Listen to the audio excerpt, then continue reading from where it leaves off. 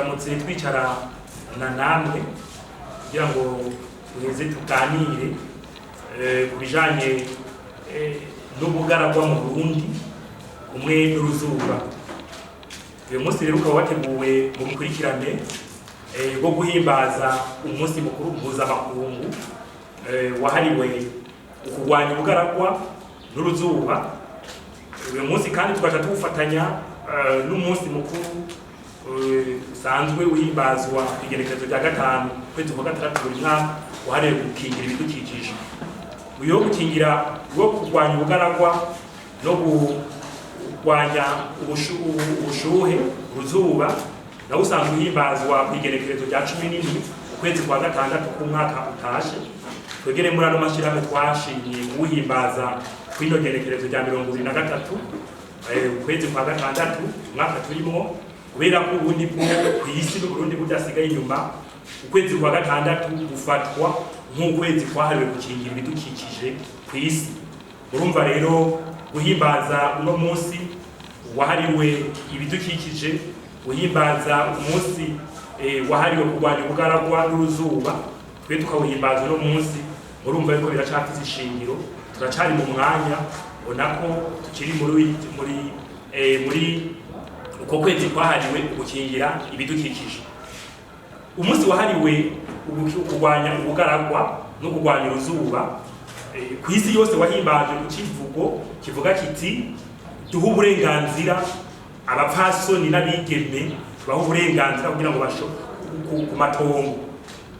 Twebwe ngaha mu Burundi mu mashirahamwe yacu turavye ibiduhanze twahavuye duca dutora icivugo tuti turwaneko amashamba yacu kugira ngo dushobore guhangana kurwanya ubugaragwa n'uruzuba. Kuko ico civugo twagitoye tumaze kuraba ibiduhanze aha mu Burundi. Nico civugo rero tugiye gusangirira hamwe namwe, turabe ubugaragwa ico arico, turabe ico buvako, turabe ingaruka zabwo, twongera turabe ko aha mu Burundi ko twovuga ko hari ubugaragwa canke bugira buze, turabe ko hari uruzuba canke atako. Turaza kurabira hamwe rero ivyerekeye ibiharuro dufise. Mbega Uburundi kugera uno munsi twobushira mu bihugu biri mu bugaragwa canke vyimirije kuja mu bugaragwa canke biri mu ruzuba canke vyimirije kuronka uruzuba. Turaza kurabira hamwe kandi rero muri ivyo bituma haba ubugaragwa, muri ivyo bituma haba uruzuba, turaza kurabira hamwe igisata c'amashamba mu Burundi ngene cifashe.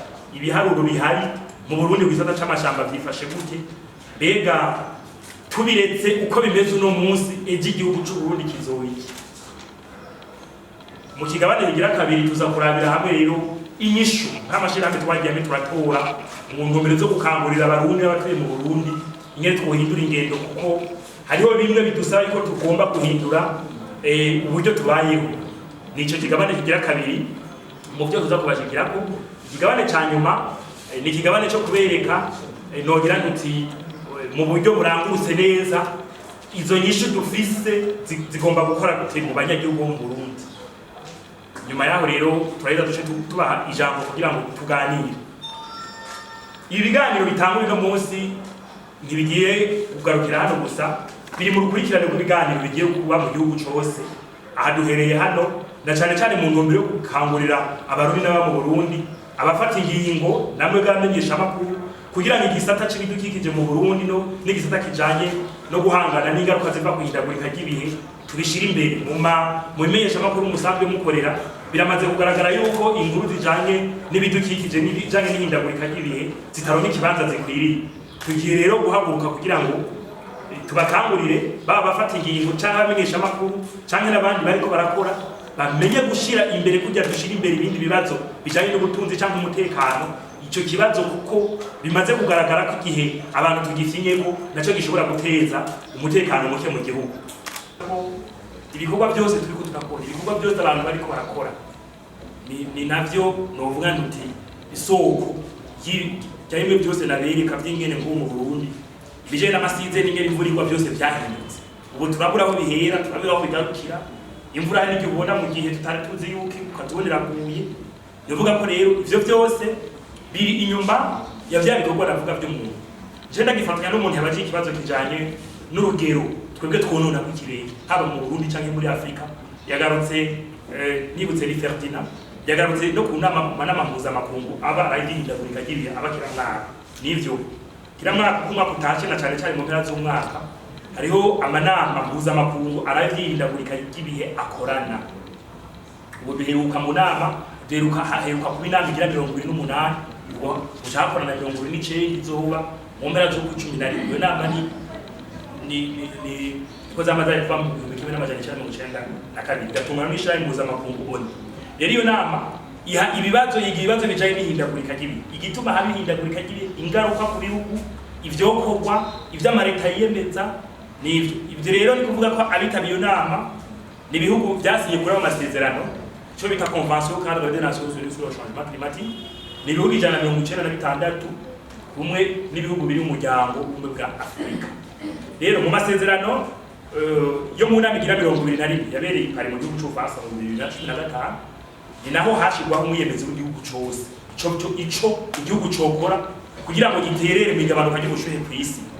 N'u Burundi rero nta kimwe mu gihugu cateye umukono kuri ayo masezerano. Hariho umwiyemezo igihugu cy'u Burundi catanze nk'ibikorwa igihugu cy'u Burundi cokora mu bijanye no guhangana canke kugabanya biva ku ihindagurika ry'ibihe. Uyo mwiyemezo ukubiyemwo ibisata bibiri. Hari ibyo Burundi bwiyemeza gukora kanterano z'ababuterera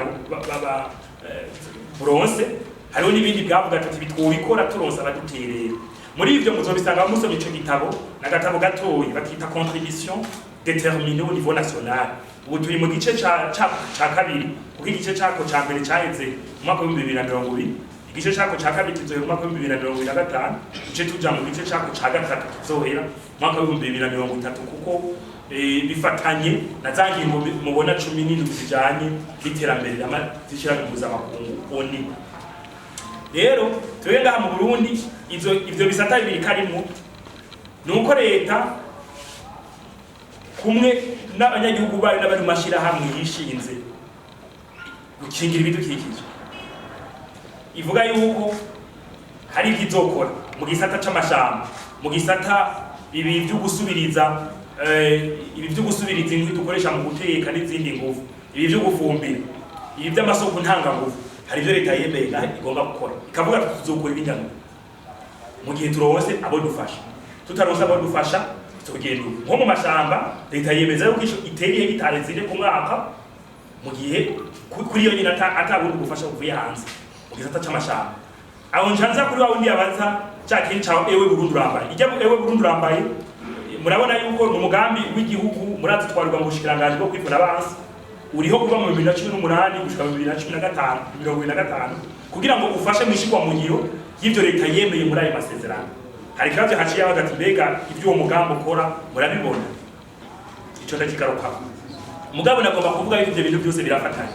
Twebwe rero ku rugero rwa Afrika twonona ikirere ku bice bitatu kwijana. Ku rugero rwa Afrika kuri rya mu gituma habihindagurika ry'ibi ni ibice bitatu kwijana. Ibindi bice tubibaza ibihugu birimo Amerika, Ubushinwa, Ubuyapani. Ubwo buca bufata ijambo mu kuca gukurikira mu konona ibirere. Twebwe ku gihugu cyacu cy'u Burundi, hariko harakogwa itunganywa kuraba ingene twonona nk'igihugu. Ivyo bihano nta biraboneka, mugabo dufise ibiharuro rwego rwa Afrika. Mugabo tugira tuti turabishije ijisho burya kimwe guteranya kimwe ni bibiri. Kijya kintu mubona nemba duturiye canke bajya bagira ibiyigira canke utuduhinguro duke mubona dufise canke ibi mubona dukoresha mu burimi, kuko ijya myavu n'ijya miti dukoresha mu gupoma canke mu gufumbira bijya byose birihindura bikaba iyo myuka ituma haba ingorane. Ivyo turabikoresha mu Burundi. Ambaje mu mashira hamwe turavuga yuko hari hagahazi urujya mugambi kubera ko ibiti we Burundi urambaye imaze imyaka utera ku 2018 gushika n'ibiboneka byateza kuboneka aheje. Turabivuga turi kumwe n'abijejwe mu bushikiranganje, ibiti biratekwa mugabo ntihabikurikiranwa ryavyo.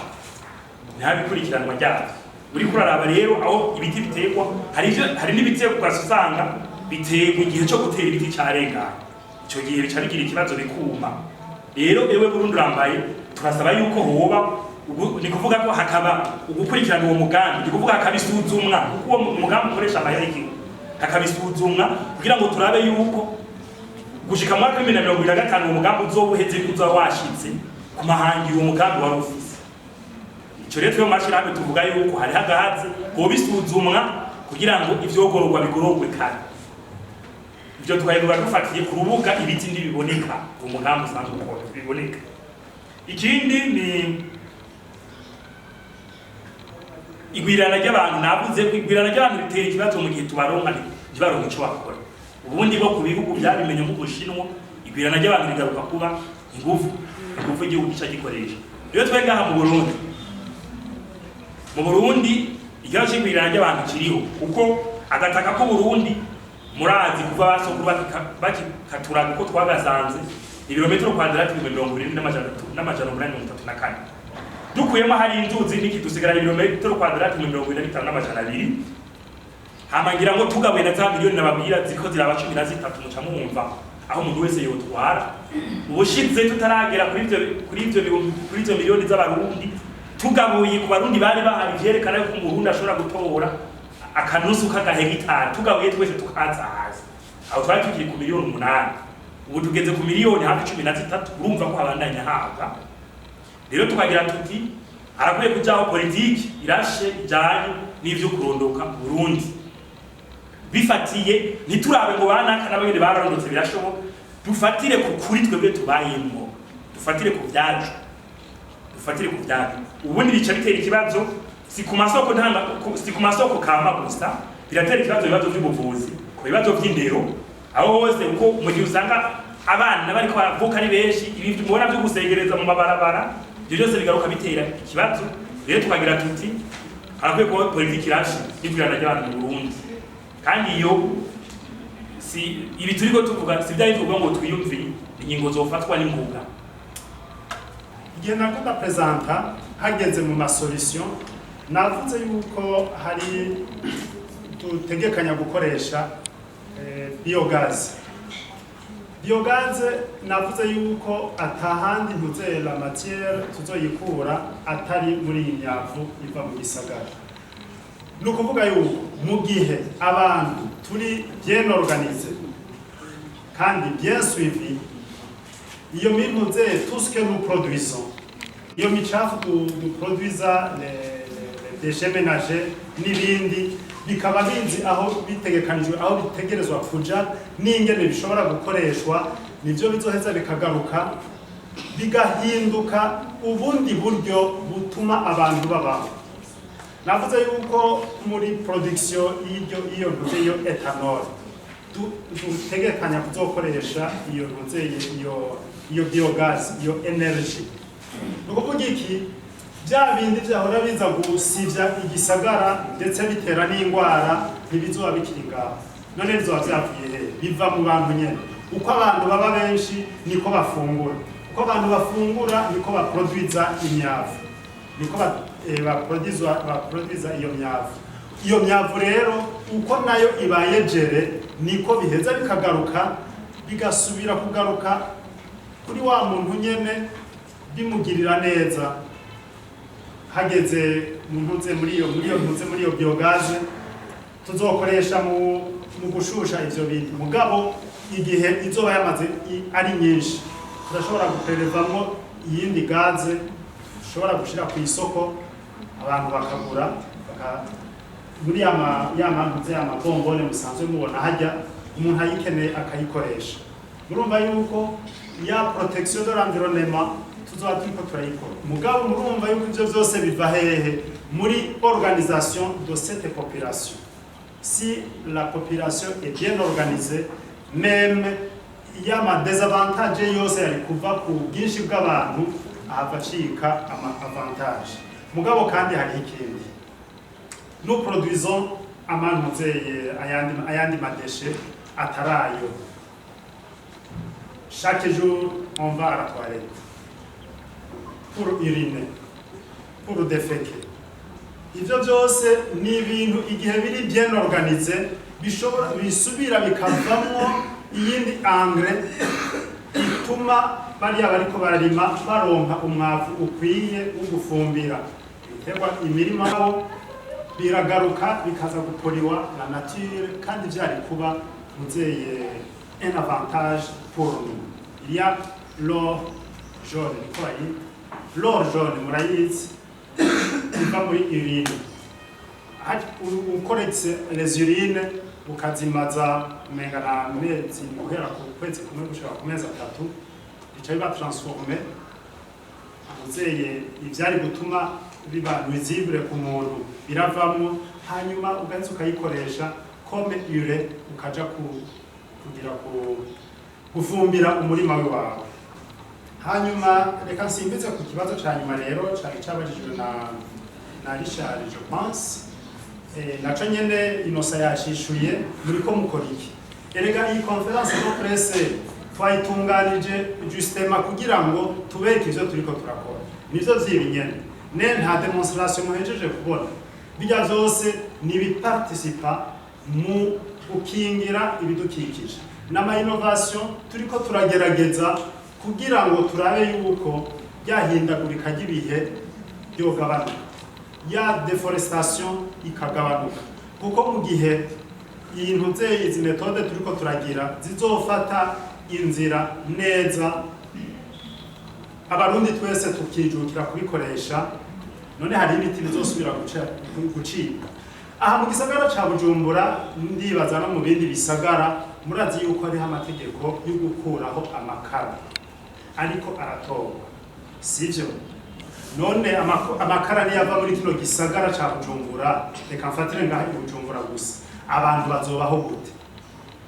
abantu tuzobaho gute ndiko ndikura mu kumenga nanje sindumuntu sindabikeneye tuzobaho gute ngaya amasolution rero turiko turagerageza kugira ngo akote ya gaze muzi ishobora gutera ingorane kuko mu gihe habaye fuite na ntoya abo abari ngaho bose bashobora gusha n'ibiri ngaho byose bigasha mugabo avec notre produit éthanol naho biseseka ngaho uracana bikakira ngaho nyene ntibiza kurengana urumva iyo niyo no bwa avantage y'intuze y'ethanol turiko turagira umaze kugira experience cyangwa etide yo kuraba nimba ushobora guteka popa yose byagenze gute bakoresheje ingana gute inyinshi kuco kibazo ni ego ndamaze kuyigira banashima haraciye ibintu bingana bigize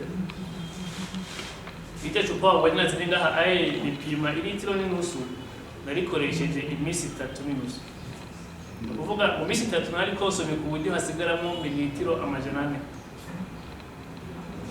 numva yuko ari ikintu cyiza cyane kuvuga ko nakoresheje ilitiro n'amamililitiro 100 muri iyo misi 3 nababwiye ko ibiharage bishobora gutekwa na mililitiro 300 ibyo rero birerekana yuko by'ukuri iyo quantité umuntu ashobora kuyikoresha mu kiringo kirenga imisi 2 mu guteka mu gihe tuzi yuko ubu kugira ngo ushobore kuronka amakara ukoresha mu kiringo cy'iyo misi 3 usanga bizimbe cyane ibyo bishimishikana ku kwishura cya kibazo kibaza giti none iyo ethanol bwo ngahe kugira ngo twumve ko umunyagihugu yoshobora kuyironka bimworoheye kuri ico oyinyishu yanje niyi turiko turakora ibishoboka byose kugira ngo izimbuke akarorero iyo je nakoresheje no munsi nayikoresheje ku buryo buzimbye ko nayikoze en petite quantité ariko turiko turagerageza kuyikora en grande quantité kandi mu buryo bworohereza umuguzi kugira ngo bworohere kuzimbuka kugira ngo igiciro yiguze ko abone ko kuri hasi agereranyije n'igiciro yagura amakara yokoreshe guco kintu cy'imisi 3 navuze iyo ethanol twebwe tuyihindurira twiko turabikora ku buryo byoroha kuko ikintu dukorera ngaha ayi wacu usanga kizimbutse cyane gusumba ikije kizana mu mahanga iyo ethanol ngaha mu Burundi nta na hamwe woyigura kuko nta na hamwe ihingurwa uretse mwishirahamwe AMD Enterprise nico gituma rero kanabwira ati turiko turakora ibishoboka byose kugira ngo tuyikore mu buryo buzimbutse eka mbere n'ibyo tuyihinguramo biraboneka ku bwinshi ngaha mu gihugu cyacu ico ni kindi kintu cerekana yuko bishobora kuzimbuka cyane ku buryo usanga nka mililitiro 500 kuvuga inusu uzosanga ari ku giciro kiri hasi cyane ugereranije n'amakara ukoresha ku munsi rero ibyo biciro mbere n'igiciro cy'izo mbabura nk'uko Pacifique yabajije tuzamenyesha mu mezi abiri ari imbere cyangwa atatu. Kugeza ubuye twabiteguye ku bijyanye na presentation y'uno munsi, aya ni amakuru yongereye tuzamenyesha.